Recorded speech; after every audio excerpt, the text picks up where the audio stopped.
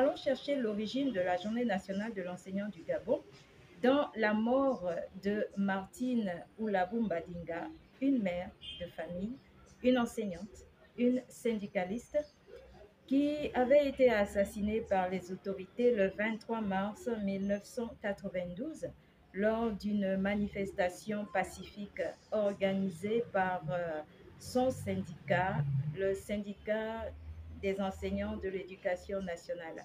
Cela s'était passé au 9 étage au centre-ville de Libreville. Alors, quels étaient les mobiles des revendications cette année 1992? Juste l'amélioration des conditions de vie et de travail des enseignants, l'amélioration des conditions d'apprentissage des élèves, notamment la construction des établissements scolaires pour résorber le problème des effectifs pléthoriques, et toujours d'actualité d'ailleurs. Alors, l'institution de cette journée commémorative a été exigée par le syndicat des enseignants de l'éducation nationale, le Sénat en abrégé, organisation à laquelle Martine Oulabou appartenait.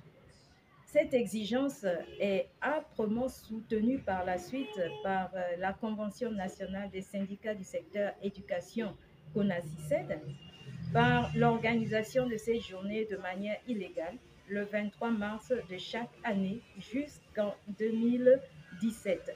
Tout ceci pour exiger aux autorités de reconnaître la valeur de l'enseignant dans notre nation, pour revaloriser le travail de l'enseignant à travers cette reconnaissance nationale, et justement pour commémorer également la mort, sinon la mémoire de cette illustre enseignante combattante.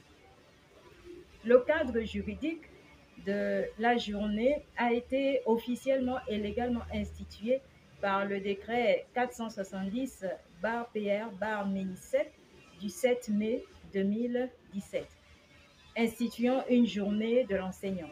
Avant cette date, les syndicalistes commémoraient déjà chaque année la mémoire de la camarade défunte.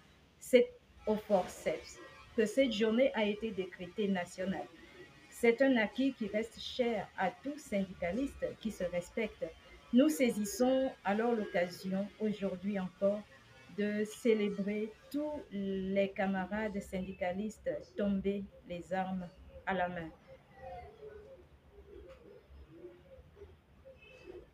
Quels sont les objectifs de cette journée? Alors, comme objectif, nous pouvons dénombrer 4 succinctement. Comme premier objectif, nous pouvons dire qu'il s'agit d'honorer la mémoire de feu Martine Oulabou, modèle de lutte syndicale au Gabon. Deuxième objectif, consolider les acquis des enseignants sur leurs droits et responsabilités selon la recommandation OIT-UNESCO de 1966. Troisième objectif, amener les acteurs de l'éducation à œuvrer ensemble dans la vérité pour une jeunesse responsable en s'appropriant l'objectif de développement durable numéro 4 sur l'éducation. Que stipule alors l'objectif de développement durable ODD numéro 4 sur l'éducation adopté en septembre 2015? Cet objectif exige l'accès à une éducation de qualité. Elle réaffirme, il réaffirme l'objectif.